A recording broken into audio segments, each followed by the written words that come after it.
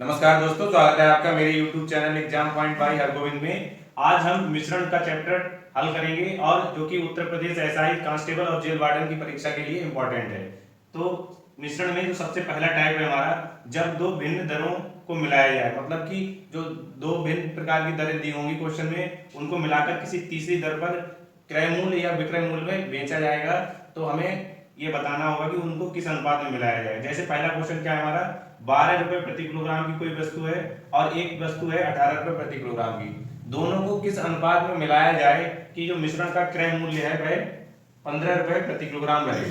देखो, जब दोनों तीनों वस्तुओं के जो रेट है हमारे, वो क्रय मूल्य में दिए हुए हैं, यानी पहली वस्तु 12 रुपए प्रति किलोग्राम की है, दूसरी वस्तु 18 रुपए प्रति किलोग्राम की है, और जब मिलाकर मिश्रण जो है वो 15 रुपए प्रति किलोग्राम का होना चाहिए। तो हमें करना क्या होता है, मान लेते हैं पहला जो मिश्रण है उसको हम लेफ्ट हैंड साइड में रखते हैं और दूसरे मिश्रण को हम रखते हैं राइट हैंड साइड में। ठीक, अगर दोनों क्रय मूल्य हैं तब, ठीक है, दोनों क्या है, क्रय मूल्य यानी कॉस्ट प्राइस है दोनों, तब ऐसे ही रखेंगे हम। और बीच में जो मिश्रण का औसत दिया हुआ होगा उसको बीच में हम रखेंगे। ठीक, फिर राइट हैंड साइड से इसका अंतर लेफ्ट हैंड साइड में लिखेंगे और लेफ्ट हैंड साइड से इसका अंतर राइट हैंड साइड में लिखेंगे। यानी 18 और 15 का जो अंतर होगा, जो डिफरेंस होगा, उसको हम लेफ्ट हैंड साइड में रखेंगे। कितना आएगा, 3। और 12 और 15 का जो अंतर होगा वो कितना होगा, 12 और 15 का अंतर होगा 3। ठीक है, अंतर निकालना है, यहाँ पर घटाना नहीं। ठीक है, मतलब कि अंतर का मतलब यह है कि जो बड़ा नंबर होगा उसमें से हम छोटा घटा देंगे। अब जैसे 18 और 15 में बड़ा कौन है, 18 है, तो 18 में से हम 15 घटाएंगे तो 3 आएगा। 12 और 15 में बड़ा कौन सा है, 12 और 15 में बड़ा है 15 है, तो 15 में से हम 12 को घटाएंगे तो कितना आएगा, 3। तो इस प्रकार जो मिश्रण का अनुपात होगा मिलाने का, वो 3:3, या इसको जब हम सरल करेंगे, 3 और 3 दोनों में कॉमन है, तो 3 से जब हम इसको भाग देंगे तो हमारा अनुपात आ जाएगा 1:1।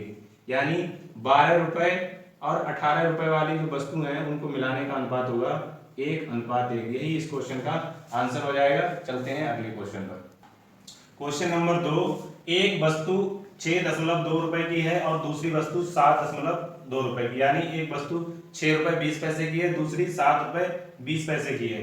तो इस क्वेश्चन में हमें यह बताना है कि इन्हें किस अनुपात में मिलाया जाए कि मिश्रण का जो भाव है वो 6 रुपए 50 पैसे हो जाए। तो हमने क्या बताया था कि पहली वस्तु को हम रखते हैं लेफ्ट हैंड साइड में और दूसरी वस्तु को हम रखते हैं राइट हैंड साइड में। ठीक है, और जो मिश्रण का औसत दिया होता है कि मिश्रण इतने रुपए का हो जाए, उसको हम रखते हैं बीच में। ठीक, फिर हम क्या करते हैं, राइट हैंड साइड से लेफ्ट हैंड साइड की ओर डिफरेंस निकालते हैं और लेफ्ट हैंड साइड से राइट हैंड साइड की ओर, मतलब दाईं ओर के लिए अंतर निकालते हैं। 7.20 और 6.50 में कितना अंतर होगा, अंतर होगा 70 पैसे का। ठीक है, कितना होगा, 70 पैसे का। उसके बाद 6.20 और 6.50 में अंतर कितना होगा, 30 पैसे का अंतर होगा। ठीक है, दोनों ओर 0.2 स्थान के बाद है तो इनको दशमलव को हम हटा देंगे ऐसे। ठीक है, उसके बाद क्या होगा, दोनों में 0 कॉमन है तो 0 भी कैंसिल हो जाएगा, यानी अनुपात जो आएगा वो हमारा 7:3 आ जाएगा। इस प्रकार इस क्वेश्चन का जो आंसर आएगा वो आएगा, देखो 6 रुपए 20 पैसे वाली वस्तु और 7 रुपए 20 पैसे वाली वस्तु को मिलाकर जब 6 रुपए 50 पैसे में बेचा गया तो इनका अनुपात आया 7:3। इस क्वेश्चन का आंसर हो गया 7:3। चलते हैं अगले क्वेश्चन पर। नेक्स्ट क्वेश्चन हमारा है कि 10 रुपए किलोग्राम और 16 रुपए किलोग्राम के चावल को किस अनुपात में मिलाया जाए कि उनका जो विक्रय मूल्य है वो 18 रुपए प्रति किलोग्राम हो और लाभ जो है 20% हो। देखो, इस क्वेश्चन में क्या दिया हुआ है कि पहले क्रय मूल्य दिया हुआ है और दूसरा क्रय मूल्य दिया हुआ है, लेकिन यहाँ क्वेश्चन में क्रय मूल्य की जगह विक्रय मूल्य दिया हुआ है कि 18 रुपए में बेचने पर उसे 20% का लाभ होता है। तो ऐसे सवालों में हमें सबसे पहले क्या करना होगा, क्रय मूल्य निकालना होगा। ठीक है, तो जब हम क्रय मूल्य निकालेंगे, 18 रुपए प्रति किलोग्राम वाले चावल का क्रय मूल्य निकालेंगे तो कितना आएगा, 20% का लाभ हो रहा है। इसका मतलब है कि जो विक्रय मूल्य है, विक्रय मूल्य जो है वो क्रय मूल्य का कितना है, क्रय मूल्य का है 120%।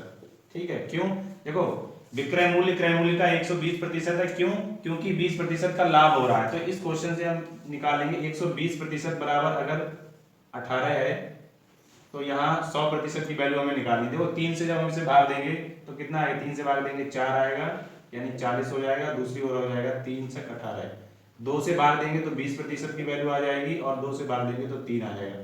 20% की वैल्यू अगर 3 है तो क्रय मूल्य कितना होगा, तो 100% जो है वो क्रय मूल्य होता है। क्रय मूल्य की वैल्यू हो जाएगी 5 से जब हम इसमें गुणा करेंगे तो 15। ठीक, इस प्रकार से आप निकाल सकते हैं, या फिर इस दूसरी तरीके से निकाल सकते हैं कि क्रय मूल्य 120% है किसी वस्तु का, तो विक्रय मूल्य किसी वस्तु का 120% है, तो क्रय मूल्य कैसे निकालेंगे? तो क्रय मूल्य हो जाएगा हमारा, क्रय मूल्य बराबर आएगा 18 गुणा 100/120। इसको जब हम हल करेंगे तो 15 आ जाएगा। ठीक, तो क्रय मूल्य हमारा आ गया 15। अब हमें पता है पहला क्रय मूल्य है 10 और दूसरा है 16, और जो एवरेज क्रय मूल्य है वह है 15 रुपए। अब जब हम इनको अंतर निकालेंगे, 16 और 15 का अंतर निकालेंगे तो कितना आएगा 1, और 10 और 15 का अंतर निकालेंगे तो आ जाएगा 5। मतलब कि इस क्वेश्चन में अगर 10 रुपए वाली वस्तु जो है वो 1 अनुपात में हो और 16 रुपए वाली वस्तु 5 अनुपात में हो, तो उसको 18 रुपए में बेचने पर 20% का लाभ होगा, और इस क्वेश्चन का आंसर हो जाएगा 1:5। चलते हैं अगले क्वेश्चन। नेक्स्ट क्वेश्चन क्या है हमारा, 25 रुपए की कोई वस्तु है और 30 रुपए की कोई वस्तु है, उनको मिलाकर हमने 21 रुपए में बेचा है। इस प्रकार इस व्यापार में जो हानि हुई है वो 25% की हुई है। तो हमें पहली वस्तु और दूसरी वस्तु को मिलाने का अनुपात बताना है। देखो, जब भी क्या होता है बेचने वाली बात होती है तो ये क्या होता है, ये होता है विक्रय मूल्य। हमने बताया था लास्ट क्वेश्चन में कि जब विक्रय मूल्य दिया हो तो उससे पहले हम क्रय मूल्य निकालेंगे। अब देखो, क्रय मूल्य मान लेते हैं हम कितना है 100%, क्रय मूल्य मान लेते हैं हम 100% है, और हानि हो रही है 25% की। जब हानि होगी 25% की तो विक्रय मूल्य कितना रह जाएगा, जब हानि होगी 25% की तो विक्रय मूल्य रह जाएगा 75%। क्यों, 100 रुपए मान लीजिए 100% क्रय मूल्य था और उसमें से 25% की हानि होगी, तो 25% की हानि घट जाएगी। अगर लाभ होता है तो लाभ जुड़ जाता है इसमें। ठीक है, उसके बाद विक्रय मूल्य की वैल्यू 75% है, और क्वेश्चन में दिया हुआ है कि विक्रय मूल्य कितना है 21, तो 21 के बराबर हो जाएगा 75%। ठीक, अब इससे हम इसे सरल करेंगे तो देखो 3 से इसे हम डिवाइड करेंगे तो कितना आएगा 25, और दूसरी ओर हमारा आ जाएगा 3 से डिवाइड करेंगे तो 7, यानी 25% की जो वैल्यू आएगी वो 7 के बराबर आएगी। तो 100% की वैल्यू कितने के बराबर हो जाएगी, 100% की वैल्यू बराबर हो जाएगी 28 के। क्या किया हमने, इसमें 4 से गुणा किया। ठीक है, 100% बनाने के लिए जब 100% बनाएंगे तो आ जाएगा हमारा 28। अब ये क्या है, ये हो गया क्रय मूल्य। अब देखो, हमें पहला क्रय मूल्य पता है, दूसरा पता है, और मिश्रण का क्रय मूल्य भी पता है। तो हम क्या करेंगे, पहले क्रय मूल्य को हम एक साइड लिखेंगे, दूसरे को एक साइड लिखेंगे, और बीच में किसको लिखेंगे, जो मिश्रण का क्रय मूल्य है।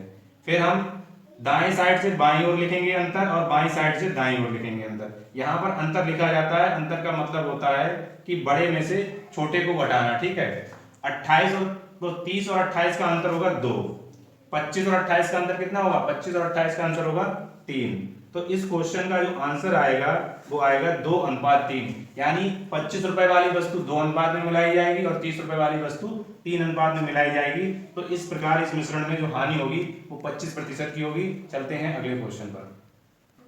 नेक्स्ट क्वेश्चन हमारा क्या है, 12 रुपए प्रति किलोग्राम, 16 रुपए प्रति किलोग्राम और 20 रुपए प्रति किलोग्राम की 3 वस्तुएं हैं। इनको मिलाकर एक ऐसा मिश्रण बनाया गया है कि जिसका क्रय मूल्य जो है वो 15 रुपए प्रति किलोग्राम पड़ता है। तो हमें अनुपात बताना है तीनों का क्या होगा। जैसे मान लेते हैं 3 वस्तुएं दी हैं, तो 12, 16 और 20 रुपए रखते हैं। ठीक है, उसके बाद हम क्या करेंगे, जो मिश्रण का क्रय मूल्य है उसको दोनों के बीच में रखेंगे, यहाँ पर रखेंगे 15 और इन दोनों के बीच में रखेंगे। ठीक है, जैसे हम पहले करते थे 2 होते थे तो उनके बीच में रखते थे।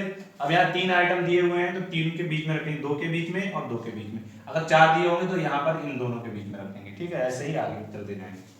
अब 16 और 15 का अंतर निकालेंगे, कितना आएगा बताइए। 16 और 15 का अंतर आएगा हमारा 1, और 12 और 15 का अंतर आएगा 3।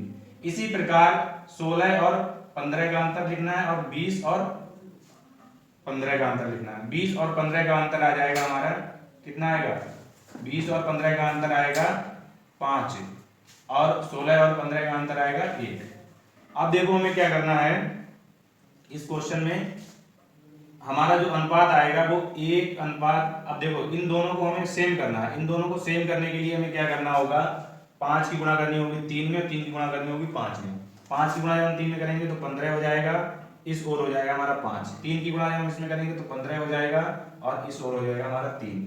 तो 15 जब कॉमन आ जाएगा तो नया अनुपात क्या होगा, नया अनुपात होगा हमारा 5, 15 और 3। तो इस क्वेश्चन का जो आंसर होगा 5:15:3 हो जाएगा। चलते हैं अगले क्वेश्चन का। नेक्स्ट क्वेश्चन क्या है हमारा, 22 रुपए, 26 रुपए और 30 रुपए की 3 वस्तुएं हैं, उनको हम किस अनुपात में मिलाएं कि मिश्रण का जो क्रय मूल्य है 24 रुपए रहे। देखो, हमने लास्ट क्वेश्चन डिस्कस किया था, बिल्कुल सेम टाइप का एक क्वेश्चन हम इसलिए कर रहे हैं जिससे कि आपको अगर समझ में आ जाए। देखो, 22 रुपए, 26 रुपए और 30 रुपए की तीन वस्तुएं हमने लिख ली। अब जो मिश्रण का औसत क्रय मूल्य है वो कितना है 24। तो 24 को हम इन दोनों के बीच में रखेंगे और इन दोनों के बीच में रखेंगे 24 को। अगर 4 नंबर दिए होते तो यहां पर भी हम लिख लेते, ठीक है। इसी प्रकार अब देखो 22 और 26 का जो अंतर होगा, देखो 26 का अंतर होगा 24 से, कितना होगा बताइए 2, और 22 और 24 का अंतर कितना होगा 2, ठीक है।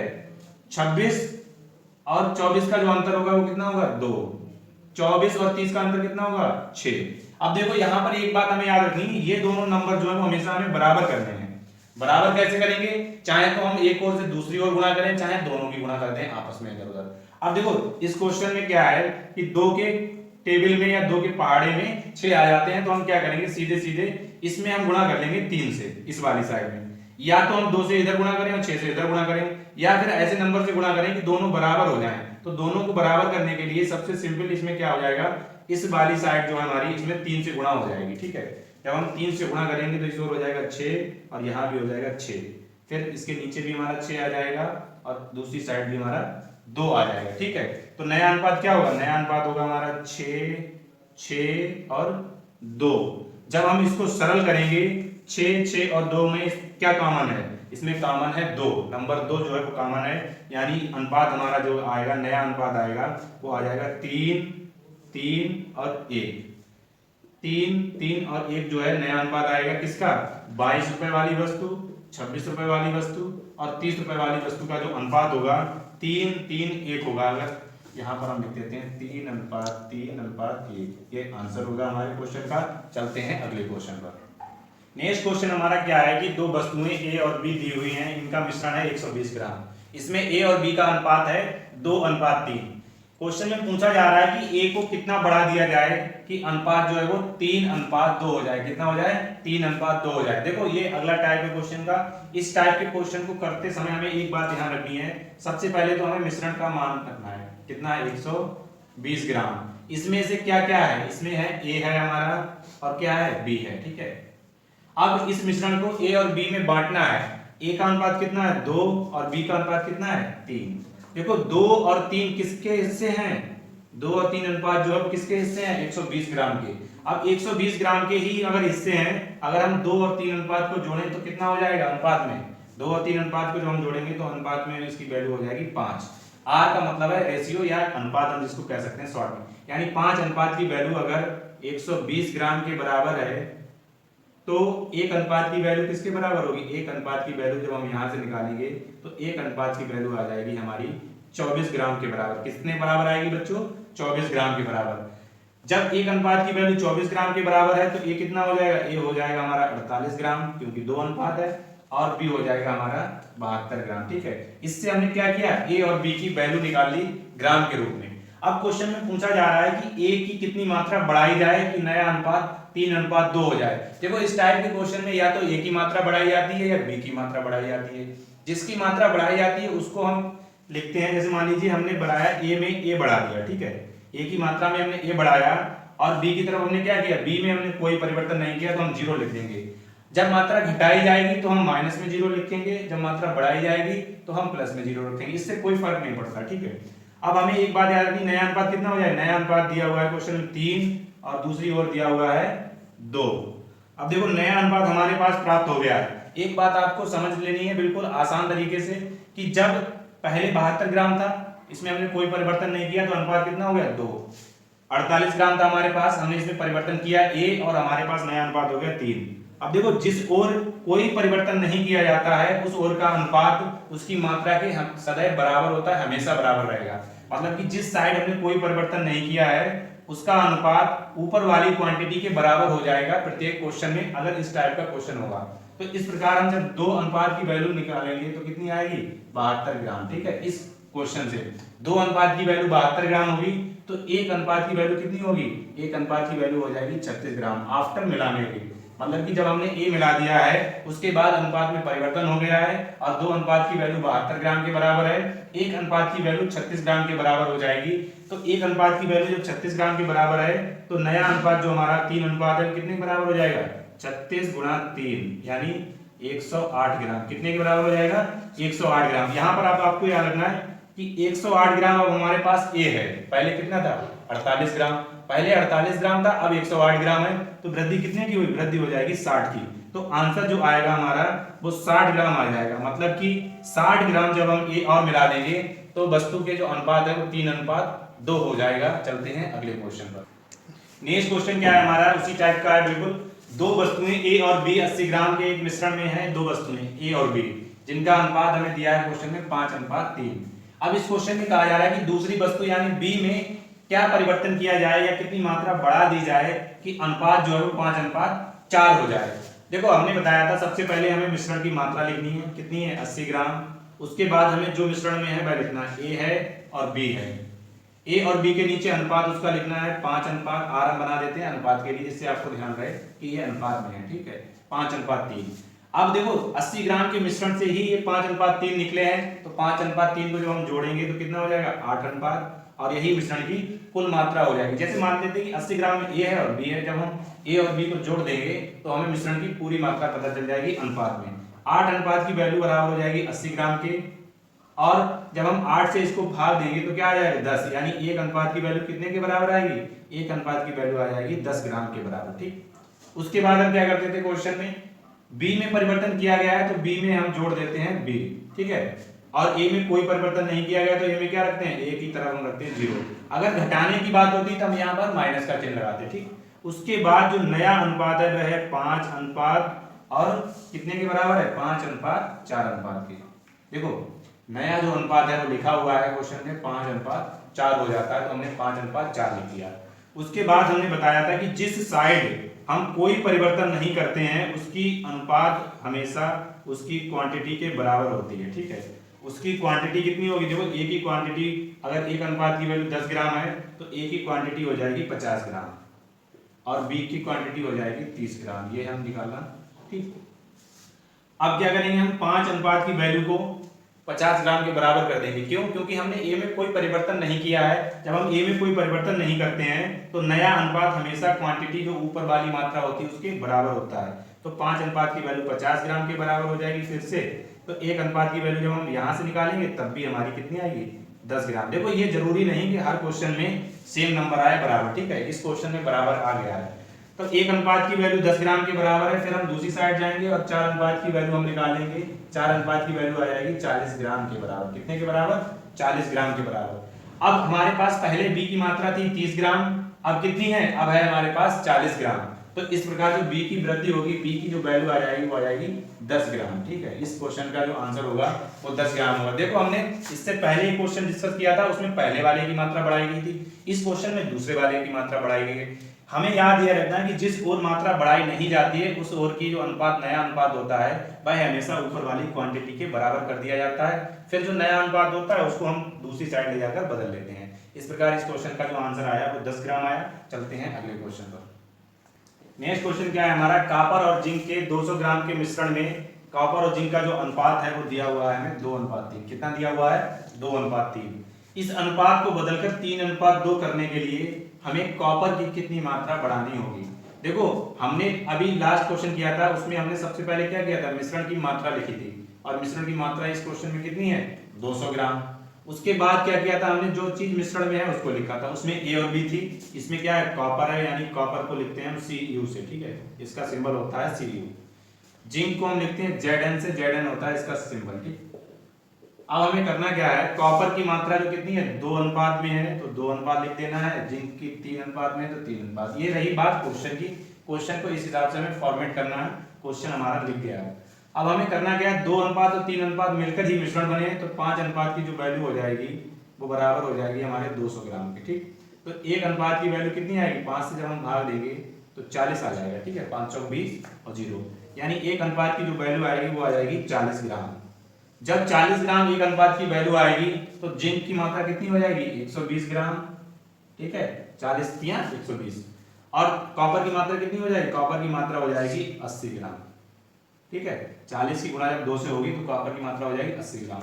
अब इस क्वेश्चन में कहा जा रहा है कि कॉपर में कितना बढ़ाया जाए, यानी 80 ग्राम में हम मान लेते हैं कॉपर की मात्रा Cu बढ़ाई गई है, उसके बाद अनुपात हो जाता है 3 और अनुपात हो जाता है 2, कितना हो जाता है 3:2 हो जाता है।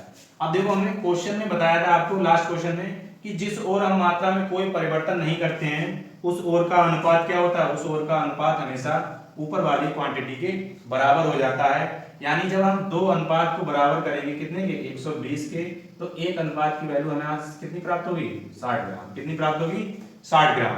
अब जब दूसरी साइड की हम वैल्यू निकाल लेते हैं नए अनुपात की, फिर हम उसको जिस ओर हमें परिवर्तन करना होता है उस ओर ट्रांसफर कर देते हैं। यानी 3 अनुपात की वैल्यू हो जाएगी 3 गुणा 60 बराबर हो जाएगा 180 ग्राम के। कितने के बराबर हो जाएगा 180 ग्राम के। अब यहाँ पर हमें ये देखना पहले हमारे पास मात्रा कितनी थी, पहले हमारे पास कॉपर की मात्रा थी 80 ग्राम, अब हमारे पास कॉपर की मात्रा कितनी है 180 ग्राम। तो इस प्रकार जो वृद्धि होगी वो कितनी होगी, वो वृद्धि हो जाएगी 100 ग्राम की। कितने की होगी 100 ग्राम की। इस टाइप से ही हमें इस टाइप के क्वेश्चन करने। देखो कभी भी आप एग्जाम में इस क्वेश्चन को गलत नहीं करेंगे, सिर्फ आपको एक बात याद रखनी है कि जिस ओर हमने कोई परिवर्तन नहीं किया है उसकी जो नया अनुपात है उसकी क्वांटिटी के बराबर कर देते हैं, फिर जो अनुपात आता है उसको हम रिवर्स कर लेते हैं दूसरी साइड, फिर जो वैल्यू आती है उसमें हम डिफरेंस देख लेते हैं कितना है, वही हमारा आंसर हो जाता है। आज की वीडियो में हमने मिश्रण के 5 टाइप के क्वेश्चन देखे। अगली वीडियो में जो नेक्स्ट बचे हुए टाइप के क्वेश्चन है उनको हम देखेंगे मिश्रण के। और ये जो वीडियो है वो उत्तर प्रदेश एसआई कांस्टेबल और जेल वार्डन भर्ती परीक्षा के लिए इंपॉर्टेंट है। अगर आप इन परीक्षाओं की तैयारी कर रहे हैं तो आप हमारे यूट्यूब चैनल पर मैथ पढ़ सकते हैं और हमारे यूट्यूब चैनल को सब्सक्राइब कर सकते हैं। Thank you for watching.